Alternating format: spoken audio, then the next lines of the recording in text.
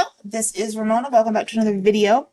We are going to be talking about what was the first sign. Let's see if I can get this right. What was your first sign from a deity reaching out to you?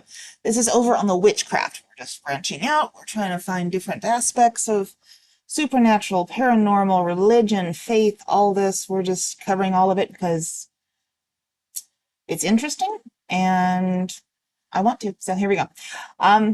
So for those of you who work with deities, what was your first sign from a deity reaching out to you? Mine was twice with Aphrodite, once in a dream, once with a statue turning its back to me. Long story for those interested. I was first getting into paganism and was at a metaphysical shop checking out the statues. I picked up one of Aphrodite and read the description that said, "Love Goddess." I made a comment out loud that I was looking for something more than just a love goddess. I picked up Freya and noticed her description said love and war goddess. I went home and did more research on those two and decided that I would get Freya the next day. That night I had a dream where Aphrodite seemed to be doing some sort of humble brag, like, "I am Aphrodite Aria." I hope I can pronounce that right. Aria? Never heard that. I am more than just a love goddess. I googled that name when I woke up, and my mind was blown at the fact that Aphrodite Aurea was, in fact, a real name in history, the warlike version of Aphrodite that was eventually overshadowed by the more popular Aphrodite Oriania. I'm probably butchering those names, and I apologize. Keep in mind, I grew up in a small town in Mississippi. I never came across Greek mythology in school and never read it, so it wasn't being dug up from some old memories. So I purchased both statues and set up altars for both. I came across a perfume bottle shaped like a golden apple at my fragrance collection. It was Fleur de I'm not even going to try. Forget that. I saw in the description booklet for Freya that apples were one of the things she was associated with, so I left the golden apple bottle at her altar. I woke up and saw the Aphrodite statue had turned around so that her back was to me. I know I didn't do that, and nobody else did because I live alone. I started frantically reading up on Aphrodite to see what I could have done to offend her, and came across a golden apple story of Aphrodite, Helen, and Paris. Also Hera and Athena. I apologized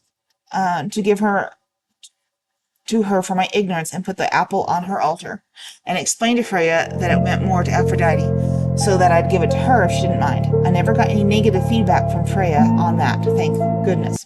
But Aphrodite and I have been close ever since. She's my favorite because she is the most responsive of the deities I follow. Alright, ready? So here we go. I'm going to delve into the next story now. I was divining with Paimon. I hope I'm pronouncing that right. I've never heard of this deity. Using a black mirror, and I asked Paimon to show me the most important event of my upcoming year. I saw this man with black hair, glowing eyes, and this wide grin, and honestly, I thought that I was going to get assaulted or something because the energy was so strong. It was really freaked me out. It was now my patron, and the divination was correct. I did indeed meet my patron shortly after. The issue is that I did not know what I saw in the mirror for more than a year after, until I came upon a book about my patron where one of the images matched precisely what I saw that night. Finding that picture completed all the dots and was such a eureka moment of, wait a minute, that confusing divination, that was actually a reach out. That was correct. That's pretty cool. Again, I'm not familiar with that being, but okay. There's a little background with the Aphrodite one. No, I'm sorry. Well, we're not gonna. I first met Lilith in guided meditation. For several years, I had been questioning things I was experiencing at home and mostly at work. I finally decided to try meditation and seeing if any spirits had been reaching out to me. For many weeks, nothing solid visually had been coming through, only one, which was a male figure. So one night, working third shift, I decided to meditate and relax and sleep. That worked. I always used to create a construct similar to the Matrix if I wasn't doing anything planned. That night, sitting at my table in my construct was this woman with black hair, pale white, in a black dress. I asked who she was, and she told me her name. I didn't believe her, and was calling her a liar. Excuse me. Her face changed because of her getting upset and scared me shitless. I then threw her out, and she left, and it ended my session. The rest of the month I researched her, but mainly found Judeo-Christian and some Sumerian info on her. I eventually did find an image of her that was an excerpt from a research book. This all happened 10 years ago. As I started working with my guides and met several others, I always assumed all 5 were only enlightened spirits. None of them were deities. Fast forward to last year, and I realized Lilith was always what she claimed. My other deity, Thor, came to me in a very odd fashion, but the passage of time and watching many different documentaries, I realized that Spartan was a Norse name who was my protector, who was actually a Norseman. He was actually the first guide I met, but Lilith was the first I could fully visualize. And there was a reply with, "That's very interesting. Lilith chose you because you weren't specifically reaching out to her. What an honor. How has she been since? Were you able to create a stronger bond and grow with her help?" I admit, I haven't attempted to reach out to any of the stronger ones first because I'm not sure if I can handle it. And the reply was, "It has been up and down. In 2015, I stopped meditation and shut down all my psychic gifts because of a place I was in. In 2018-19, I started wandering back and hoped all of them stuck around as I felt they had all left me. Finding out they all stuck around has been awesome. That has allowed me to slowly get some of those gifts back. That is how I met the deities, by asking if any were here. My other 3 reached out to me on their own in their own way. So yeah, go figure." I don't remember having a sign of deity reaching out personally, but what I have done is reach out, and usually when a connection is made, I can feel it around me. Each god has its own vibration from my experience. The reply was, I can't say specifically which ones, but that I feel is the feminine is more responsive and quick to get things done and leave, while the masculine is more slowly to leave and hangs around even after everything is all said and done. For example, gods like Hecate, and I realize some are going to say it's Hecate, but I've always pronounced it Hecate, and Set were summoned and feel like something is watching from a distance, while Apollo and Zeus can feel like a hug in all directions. And be careful with those hugs. Very interesting. I have never had a male deity reach out to me yet, so hopefully one does soon. I'd like to experience the difference, but what you said about the female deities does pretty much sound like the ones I work with, like a cat watching from afar that swoops in and out as needed, especially true with Bastet. Bastet. Why did I pronounce that one wrong? I know who Bast is.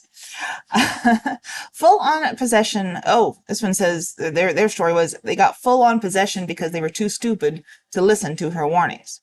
Well, that's definitely, I think, a possibility when you're dealing with anything supernatural, paranormal, faith-based religion. You've got to be careful. You've got to protect yourself and be ready for the outcomes. Next story. I had identified as an atheist for many years, and this one was when I started witchcraft. Over time, I started to open up to the possibility of there being deities, but was pretty sure that even if I tried to connect, I wouldn't be able to get anywhere. I decided to do a meditation just to satisfy my curiosity. I ended up seeing somebody masculine in the meditation and experiencing something that felt powerful and meaningful. I was in shock afterwards, and I got curious to see if I could identify this presence. In the meditation, he was tall, very large, masculine figure. His appearance was distinct, and what was also distinct was how he acted. Although he didn't tell me his name, he was very open and friendly, welcoming me into the space as if I had been there many times before. He had a fatherly demeanor.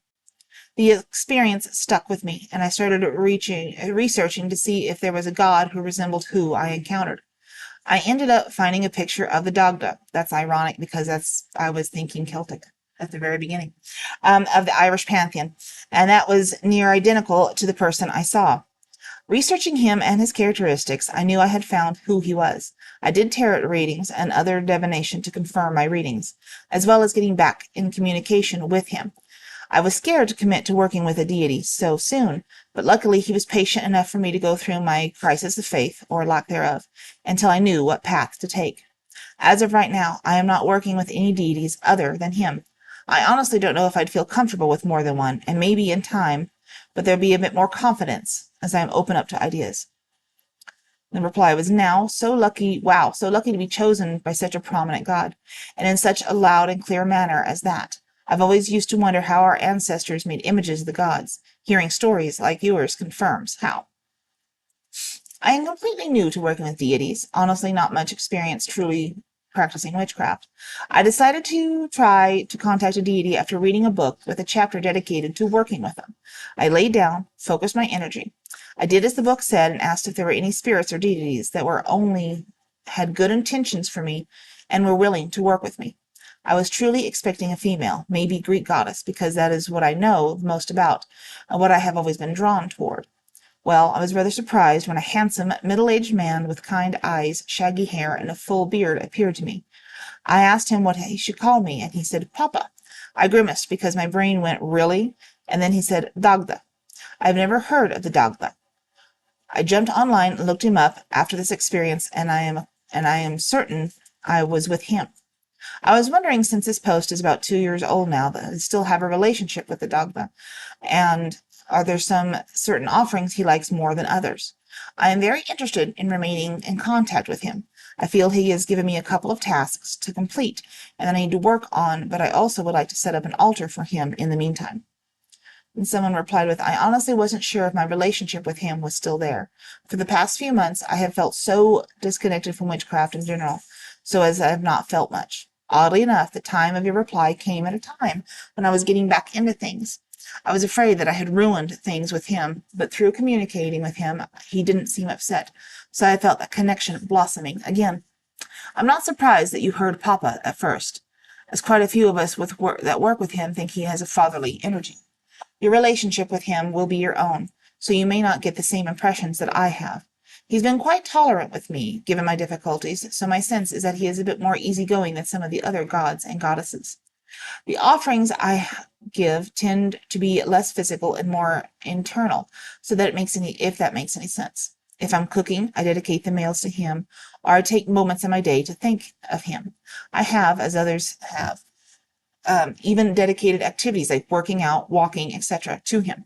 The Dagda is the good god of Ireland, and good part meaning good at things. If you work to improve yourself at a skill and learn more about something, there's a potential offering as well, especially if you learn more about him and his stories. For physical offerings, I found he's pretty open to most foods, as long as the intent is there. If you eat cooked meat, there's a good choice, especially beef and pork. Bread is good as well. I've shared chocolate with him too, and there's no issue there. Water is typically a universally accepted offering for gods and goddesses. That all being said, your relationship with a deity is unique to you, and that works for one person may not work for others. Take it slow, learn more about him, and if you feel that you work well together, enjoy the connection. Thank you so much for your reply. He seems like the type of deity that would always be on an open door to you, like a real father type, always wanting the best for you and for you to be your best. One who still loves you when you fall down, waiting for you to pick up yourself back up again. I am very excited to continue to have him in my life and feel blessed he came to me. Thank you for your advice and insight. The next story starts with, it's hard for me to remember the first sign. Even before I knew these things were, or what these things were, or how they worked, or who it would be attributed to, I have often seen various amazing things that as a young child in a Christian church had zero meaning, were far from normal. Some of them simply connected to different aspects of nature and others more mystical. As I've learned to recognize them, they have become even more meaningful and shown me that the gods who have been reaching out to me in amazing ways my whole life, but I was just unable to know who or what they were coming from. Once when I was a teen, I went into a bathroom at this pool in Arizona. The bathroom was like a large single room with one toilet with about 1.5 stories tall and had a light that you could turn on as you entered. I walked in and turned on the light and took one step forward, only to come face to face with a large black widow spider. It was hanging from a long single thread from the top of the high-peaked ceiling. We just looked at each other for a moment, and then it started to go back up its thread. I slowly backed away and turned off the light. It then started to crawl back down. Honestly, at the time, I was a bit in awe. I told my mother about it, and she decided she wanted to try and kill it, the spider. And she did. It had crawled down to the floor and was just sitting there. It didn't really feel threatening, but people's reaction to it was as though it survived being murdered by a spider. It's because it was wolf. Recently, I did some work on someone who was trying to seek an answer to a question regarding what deity was contacting them, and it ended up being Loki. Within that week, I had 4 spiders take up residence outside my home. They placed themselves conveniently by a path in the backyard, and one took up residence in the front.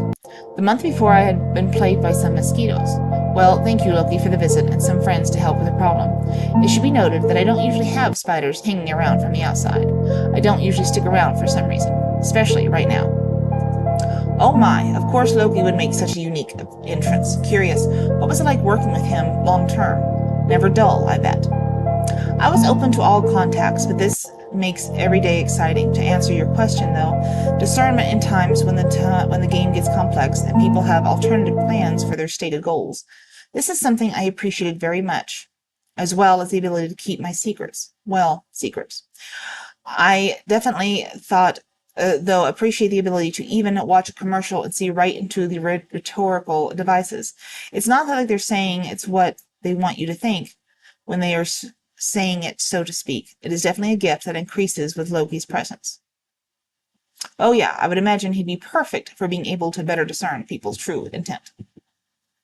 Next story. Oh man, I wish I'd written this down somewhere because besides a deleted Tumblr blog, it's just getting back into exploring the concept and working with deities now, and I view them as archetypes of one universal consciousness that makes up all of us. I'm a pantheist. I was a little fledgling witch who was exploring witchcraft and bogged down in what I thought was supposed to do. In 2016, Tumblr witchcraft was big into labels like Green Witch, Sea Witch, Hellenistic, etc. And everyone has deities. I felt like I was supposed to shop around and pick one, even though I wasn't sure I believed in them and didn't feel comfortable worshiping anything. I think I was reading about Aphrodite and Artemis, and my mind kept autocorrecting things to Artum. Artumi? Never heard that one there either. There was this one page in Artemis that had, in parentheses, Artemis. It was like a lightning bolt kind of hit me and something ringing deep down. I looked Artemis up and found an Etruscan goddess, possibly with Neolithic origins. The more I read about Etruscans and the more that ringing felt right somehow or somewhere, even though none of the information I read felt familiar but her name. Artemis, that's how I'm going to pronounce it from now on, may have been the inscription for Greek Artemis, later Roman Diana. Meditating has also kept getting images of a moon in the pitch black sky in a forest. So that's where I'm at now. I gave up on deity stuff because I wasn't sure what I believed back then, and I tried some typical altars and such that I was 20 and inexperienced. I stopped feeling a presence and a call, and I think this entity realized I was too young and immature. Only recently, 6 years later, did I start feeling the call again. Here's to hoping you make more of a connection eventually. Cheers. I honestly still on the fence whether I consider myself a pantheist, all gods and goddesses being aspects of one consciousness, or if they're separate together. From my recent experience trying to understand if deities are real, the spirit answer is that it has to be the wrong question. Was the wrong question. I'm still trying to figure your question out too. They feel separate to me, but in a way that leaves make up one branch of a tree.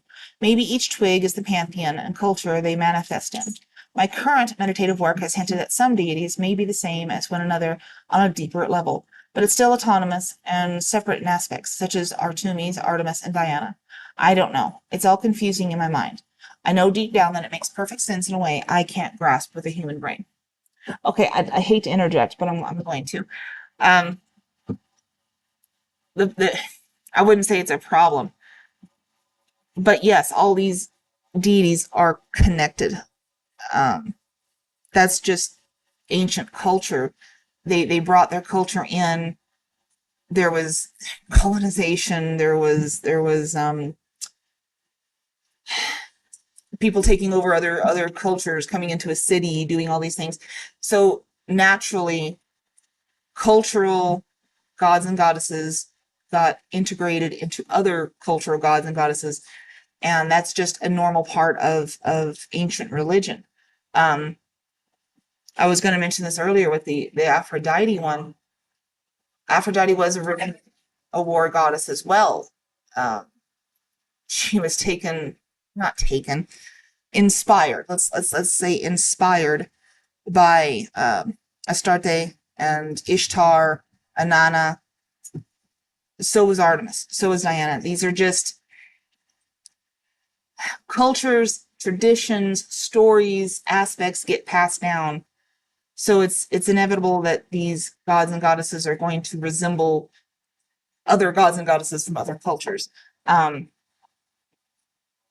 Just as we're going through this, I just wanted to mention that because of course they're similar. Of course there's similar aspects, and that's to be expected. I've always loved owls and recently left Christianity to practice witchcraft. Anyway, I was driving home from work late one night and this huge owl swoops past me, just like it was racing me home. I looked up Athena and realized owls were associated with her, and the rest is history. During quarantine, my friends and I would still hang out. My first interaction was with Orion. Hera had sent him to find me. My best friend is gifted with clairaudience, along with being able to embody specific celestial beings. My other friend deals more with Lucifer and fallen angels and demons, while the other deals with Greeks. Essentially, I am being told that I wasn't special, but Hera sent Orion with multiple messages before Orion gave me his strength. And with that, I was able to do things I hadn't been able to do in months. A huge one was leaving my toxic, abusive 4-year relationship. But Hera sent Orion, and eventually Hera and Apollo saved me and my friend. There's been a lot of stuff happen. Hera has been a great deity working with her fields and working with her fields and natural. That's amazing. And this is the first time I've met someone with both Hera and Orion shows. And from what I've noticed, the Greek pantheon in general is good with handling relationship issues and drama. Perhaps because they're not shy about showing their own flaws and drama. Congratulations on getting out of a toxic relationship. Aphrodite will be able to help with the after effects. I can vouch for that much. Yes, I've had my run-in with Aphrodite, who was a pleasure and definitely not what I was expecting. Super sweet, sassy, and playful. I think Hera, Mother Goddess, chose me because of the events my ex had put me through 6 months leading into everything. She saved me in so many ways. Aphrodite has blessed me as well.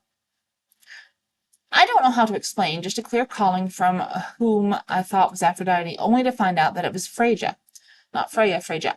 And then later, Thor as well. I would get flashing images of Mjolnir in my mind's eye. I hate saying the word Mjolnir because it's really difficult for me. We're going to close it with this one before this video gets too long, but we're going to be doing a couple more of these, so I hope you are enjoying it. If you are enjoying this channel and my videos, please like, share, subscribe, comment. Do any of those things. Do none of those things. Do all of those things. Whatever makes you feel froggy. But thank you, and we'll talk to you later on. Next video. Bye.